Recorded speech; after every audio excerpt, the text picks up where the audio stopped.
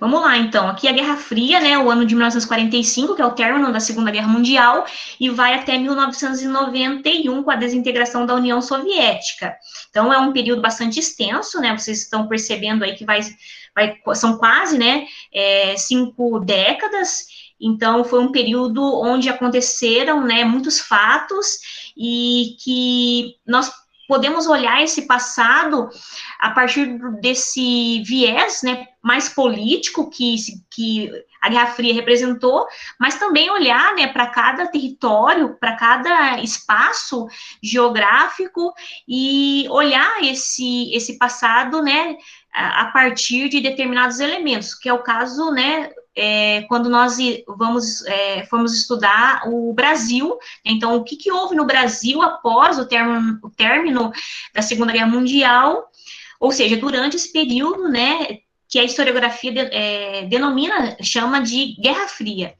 Então, eu trago para vocês, né, um pequeno excerto, é um trecho, né, não muito extenso, do preâmbulo da Carta das Nações Unidas, que foi escrito em 1945. Então, logo após a Segunda Guerra Mundial, surgiu a Organização das Nações Unidas, uma organização de extrema importância, né, ela existe até hoje, tem, né, porque ela existe até hoje, tem esse viés que tinha a Liga das Nações, que foi construída lá no final da Primeira Guerra Mundial, mas que, infelizmente, a Liga das Nações não deu conta de manter a paz, né, e de determinar um diálogo entre as nações, porque houve, né, esse conflito entre as nações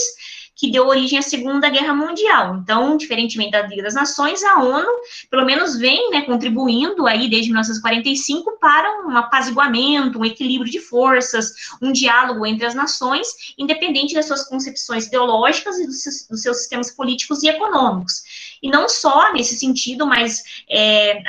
a ONU tem vários setores, vários sub-órgãos, vamos dizer assim, e cada órgão, cada repartição, né, tem, assim, o seu trabalho numa dimensão mais social, mais econômica, mais política, mais cultural, e é uma organização que vem contribuindo, então, de certa forma, para que a democracia, né, assim como um todo, né, num território mais global, pensando no mundo, né, o planeta Terra, vinha conquistando cada vez mais espaço. Então, de repente, né, algum país vive uma situação de extremismo, de fechamento de congresso, de golpes políticos, e algumas organizações civis recorrem à ONU, né, para que a ONU possa assim, interferir, não fazer uma interferência direta, mas vir a contribuir, né, para que essa realidade que eu acabei de dizer se transforme. Então, a ONU é extremamente importante, e no contexto, né, das ações da ONU, também foi promulgada a Declaração Universal dos Direitos Humanos, é um documento muito importante, que institucionaliza, né, os direitos humanos aí, e que é um documento que vai influenciar muitas constituições e muitos estatutos e muitas legislações nos países democráticos, e que essa declaração acaba contribuindo também, né, para que as liberdades, né, elas possam ser consolidadas e mantidas em liberdades de diferentes finalidades, né, seja liberdade do ir e vir, seja liberdade de expressão, como a liberdade de imprensa, liberdade política também. Então, sobre a Declaração Universal dos Direitos Humanos, eu vou depois postar para vocês um material, que é uma audioaula, não tem nenhuma imagem, é só uma aula que eu produzi, né, até para uma turma do curso superior, que vai falar sobre os aspectos mais específicos da Declaração Universal dos Direitos Humanos, porque já como eu tenho esse material, vou postar para vocês. Mas, provavelmente, né, esse é um assunto que é trabalhado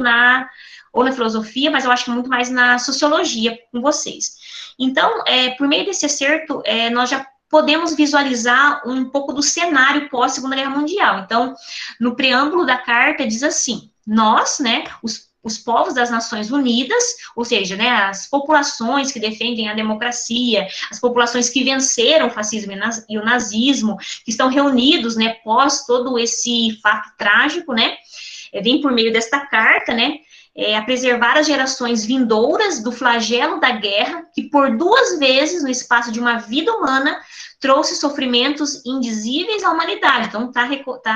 relatando ali, né, que o que ocorreu Primeira e Segunda Guerra Mundial, que isso não ocorra novamente. Reafirmar, né, a nossa fé nos direitos fundamentais do homem, na dignidade, no valor da pessoa humana, na igualdade de direitos dos homens e das mulheres, assim como das nações, grandes e pequenas, tendo como primeiro objetivo da, entre aspas, manter a paz e a segurança internacionais, e para esse fim, tomar medidas coletivas eficazes para prevenir e afastar ameaças à paz e reprimir os atos de agressão, ou outra qualquer ruptura da paz e chegar por meios pacíficos e em conformidade com os princípios da justiça e do direito internacional a um ajustamento ou solução das controvérsias ou situações internacionais que possam levar a uma perturbação da paz. Então, nesse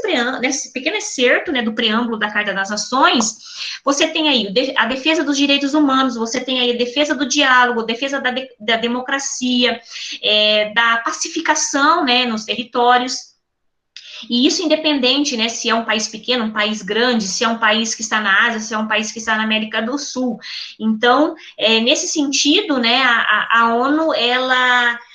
tem esse compromisso, né, então, defender os direitos humanos, a pacificar os territórios e a defender sempre, né, o diálogo e a democracia, e essa relação mais equilibrada, harmoniosa, vamos dizer assim, simetria, entre, né, as diferentes nações, seja elas, né, nações que possuem sistemas políticos distintos. Então, aqui só para que vocês possam observar que pós-1945, ou seja, né, a segunda metade do século XX, foi um período que as pessoas, que a população, que as lideranças, elas, de certa forma, né, buscaram, não estou falando na sua totalidade, mas pelo menos parte, né, dessas pessoas comprometidas com a pacificação, lutaram, né, para que não ocorresse uma terceira guerra mundial, pelo menos até 2020, isso está se mantendo, né, nós não vivenciamos uma terceira guerra mundial, isso não quer dizer que nós não vivenciamos guerras e conflitos, né, que trouxeram também desdobramentos negativos de mortalidade, de segregação, né, ao longo aí da segunda metade do século XX. Só para mostrar para vocês que esse cenário é um cenário de busca pela democracia, busca pelos direitos humanos, busca pelo diálogo e pela pacificação e equilíbrio, devido aos horrores que ocorreram aí nesses 2 conflitos mundiais, que foram, né, a Primeira e a Segunda Guerra Mundial. Logo também, né, após uma das consequências, um dos desdobramentos, né, pós-Segunda Guerra Mundial, houve, né, a criação do Tribunal de Nuremberg, Nuremberg é uma cidade alemã, então, julgamentos que ocorreram ali para, né, julgar, óbvio, né, porque o nome já fala isso, julgamento de Nuremberg, julgar os responsáveis pelos crimes, né, ocorridos aí durante a Segunda Guerra Mundial, crimes contra a humanidade, principalmente contra, né, a população judaica, mas não só a população judaica, mas as outras populações de minoria, deficientes, ciganos, né, crianças, órfãos também foram, né, muitos deles foram parar em campos de concentração e procedimentos médicos, né, se tornaram cobaias aí para o desenvolvimento de tecnologias, né, principalmente na área da medicina. Então, o Tribunal de Nuremberg é um tribunal que foi criado, né, para julgar, e infelizmente, se você for olhar a história, né, do tribunal e aqueles que foram julgados e culpados, né, alguns até acabaram se suicidando, né, porque daí também seriam mortos, eles foram a minoria, vamos dizer assim. Então, diante de toda uma massa, né, que se envolveu naquele período da Segunda Guerra Mundial, criando, estabelecendo, né, as punições e realizando, né, todos os procedimentos, contra populações chamadas de populações subordinadas, submissas, inferiores. Todas essas pessoas, se você for colocar um saldo, não houve aí, não chegou a 20 pessoas julgadas e culpadas, né, no tribunal. Então, aqui eu só indico para vocês, né, 2 obras, 2 livros bem importantes, que quem gosta de ler poderia, né, fazer a leitura, e quem gosta desse tema também, então são indicações de 2 livros e de 2 filmes. Esse mais antigo, né, o Julgamento aqui, né, de Nuremberg, apesar de ter, né, um filme mais novo e um filme mais antigo, mas a história que é real, né, se faz importante para aqueles que são amantes, né, ou seja, do tema aí da Segunda Guerra Mundial. Sobre a Guerra Fria, assim, de forma geral, e algumas questões específicas que eu destaquei em amarelo aqui, que pode até atrapalhar no processo seletivo, na prova de vestibular. E algumas questões que podem, né, ajudar vocês aí a ter êxito, né, nessas avaliações. A Guerra Fria, ela é conceituada como um período, né, em que ocorre essa chamada bipolarização, né, bi-2, né, 2 polos, né, ideológicos aí. De um lado, você tem os Estados Unidos, né, que defende o sistema capitalista, o pensamento liberal. Do outro lado, você tem a União Soviética, né,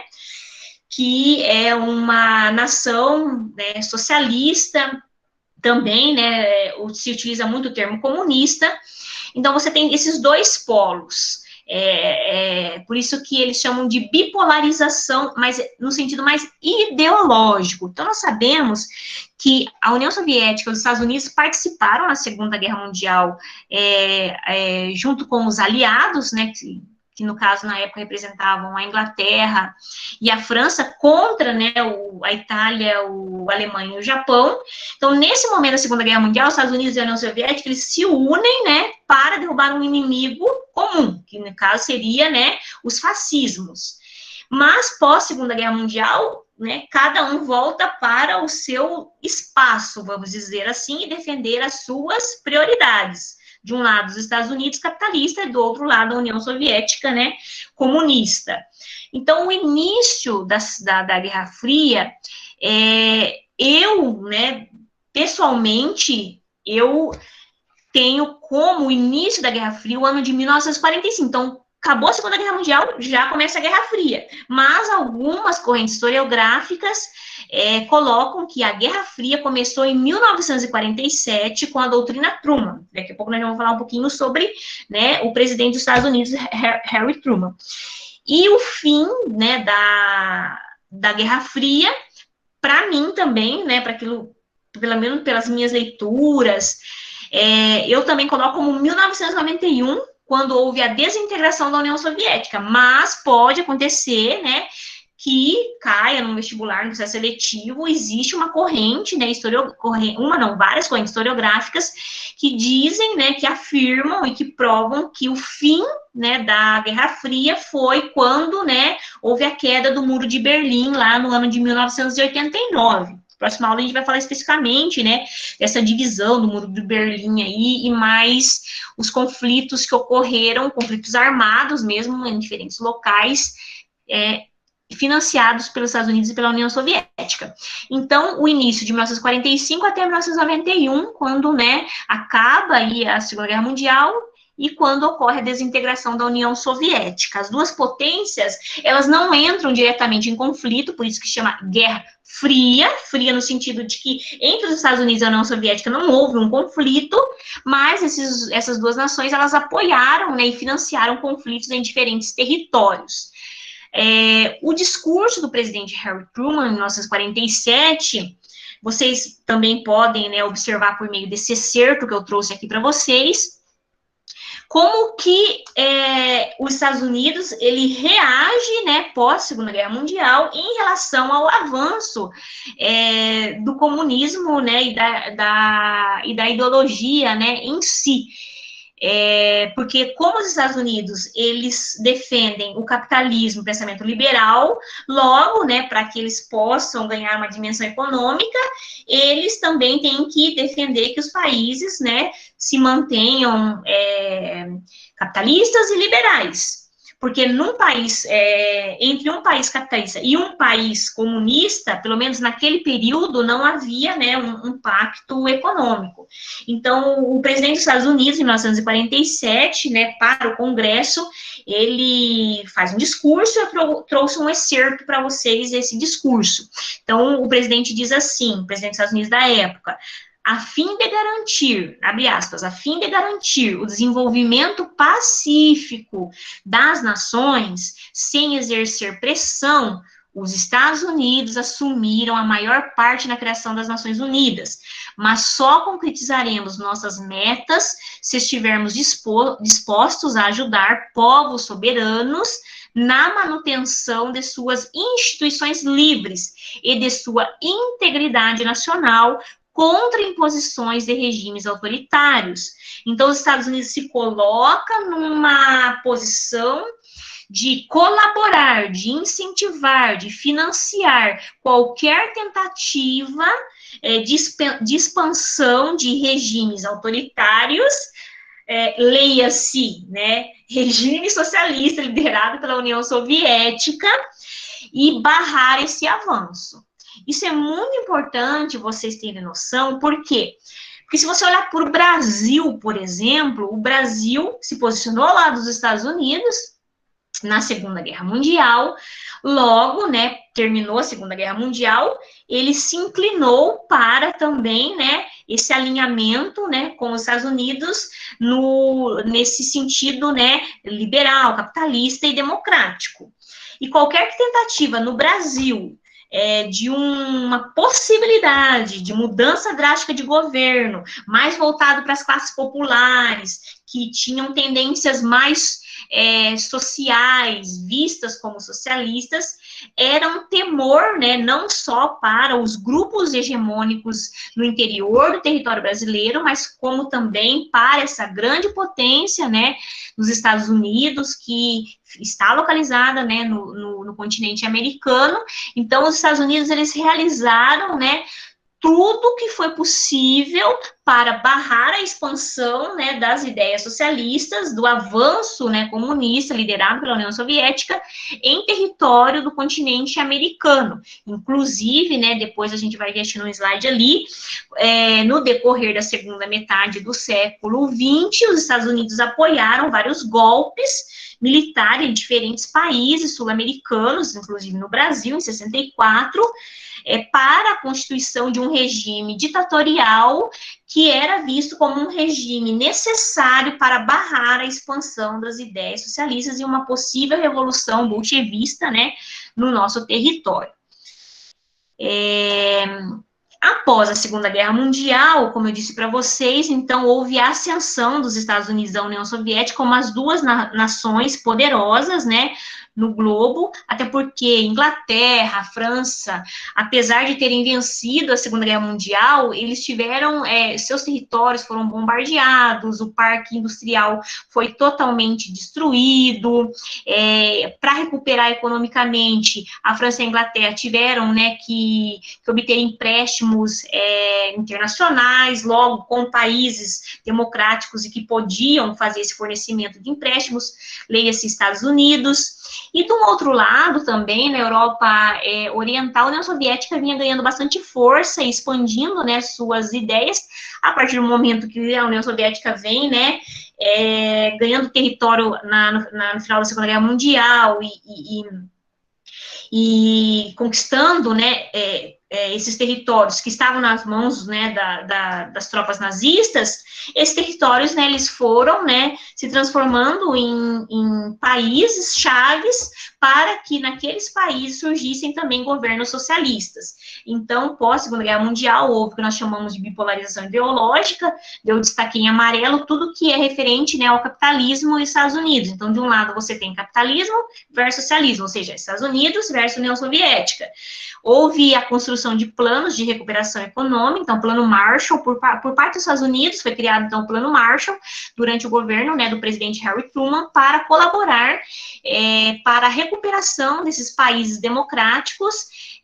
liberais, para que, pós Segunda Guerra Mundial, eles, né, tivessem aí um retorno de suas atividades econômicas e se recuperassem, né, em termos industriais e economia agrária e comercial. E do outro lado nós temos também, né,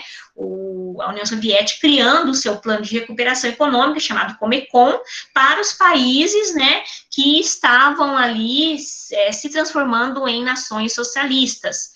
Em relação às instituições de defesa, os Estados Unidos cria a OTAN, que é uma instituição, né, militar, uma instituição que tem essa finalidade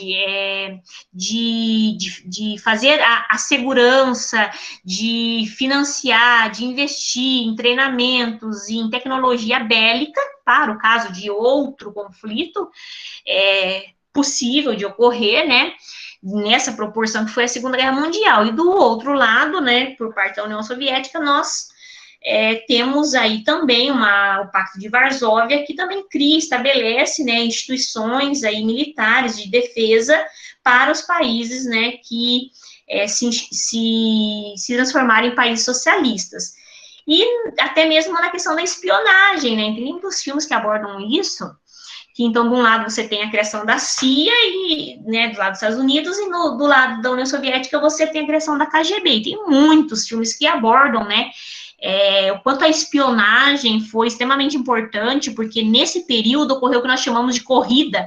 armamentista e espacial. Então, uma corrida no sentido mesmo, né, de duas pessoas, né, mas representando dois países, do lado, né, de um lado os Estados Unidos e a União Soviética,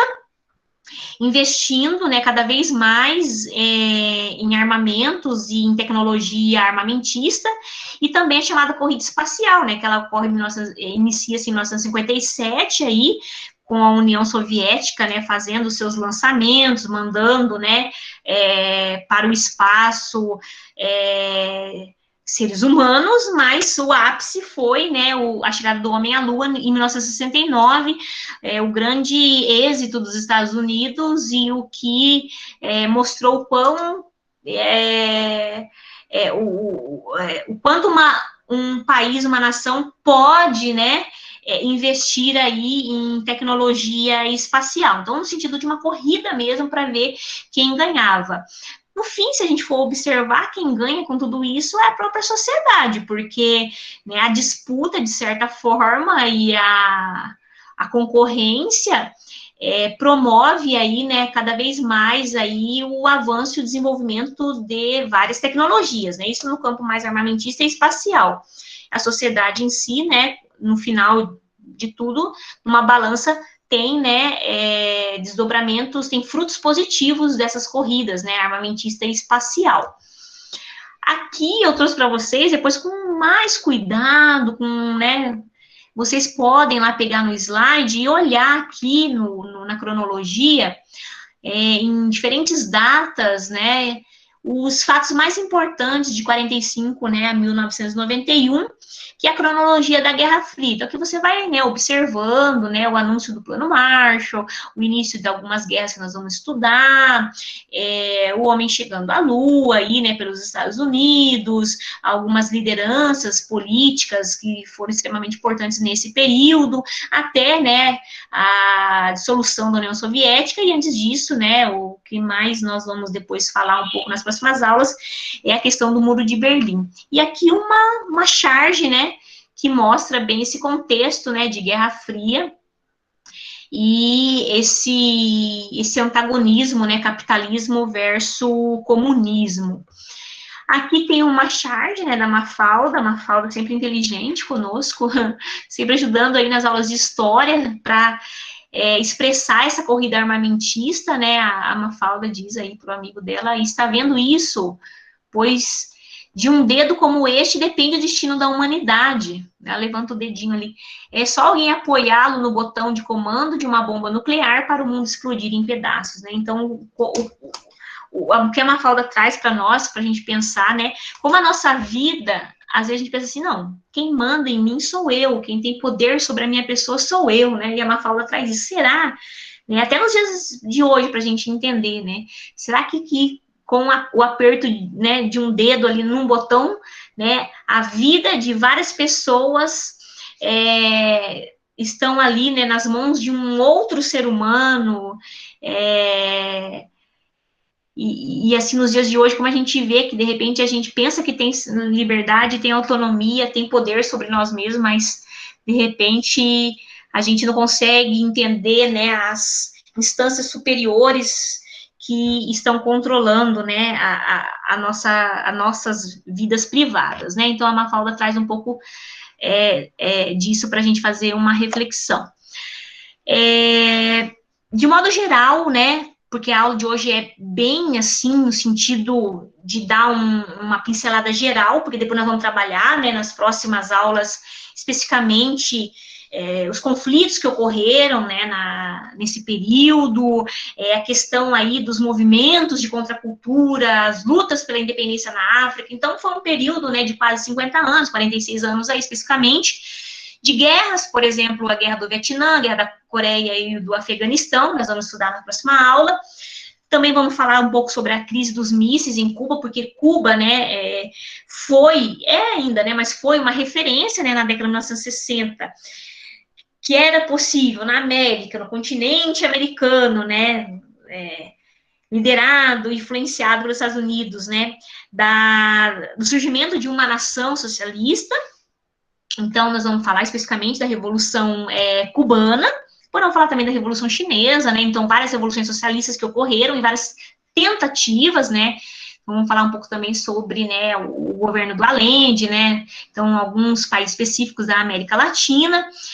E também o surgimento de ditaduras na América do Sul com apoio dos Estados Unidos. Então, foi um período, né, que aqui na América do Sul nós vivenciamos, enquanto latino-americanos, o surgimento de várias ditaduras, né. Então, tem aí a ditadura de Pinochet, como as mais conhecidas, a nossa própria ditadura, né, que começou em 64.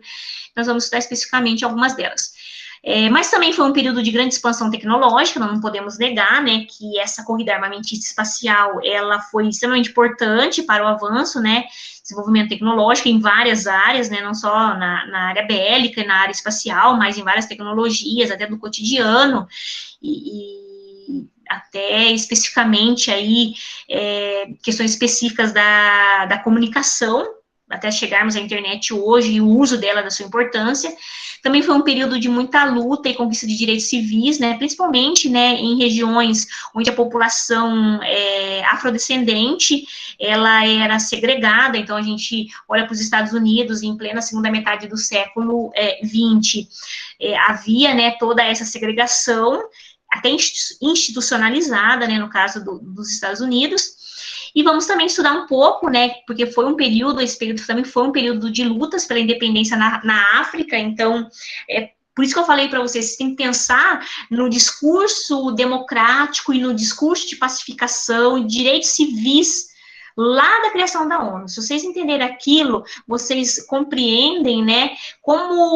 quais foram, assim, as principais características dos principais fatos ocorridos na segunda, né, metade do século XX. Então, quando a gente fala de lutas pela independência na África, nós estamos falando do quê? Nós estamos falando, né, de lutas pela liberdade, pela autonomia, de lutas por governos que são elaborados, constituídos pela própria população. Então, a luta pela emancipação política no continente africano, sul-africano, né, na parte negra da África, vamos dizer assim, foi extremamente importante para a gente entender, né, como esse período foi marcado pela busca pelos direitos humanos e pela democracia. Além, né, dos conflitos no Oriente Médio, que daí já tem uma questão específica, né, que está relacionada diretamente aos recursos minerais, os recursos naturais que ali existem e que são extremamente importantes até o dia de hoje para o avanço das nações economicamente e para que uma potência, né, continue sendo uma potência, né, aos olhos do mundo. Então, nós vamos olhar para o Oriente Médio e observar, né, nessa região toda uma riqueza, mas todo o contexto de conflitos ocorridos devido a essas riquezas naturais que ali existem e que as nações mais ricas, né, elas, de certa forma, para continuarem sendo as nações mais ricas, elas precisam monopolizar e deter, né, ou seja, possuir o acesso, né, e a exploração dessas riquezas naturais.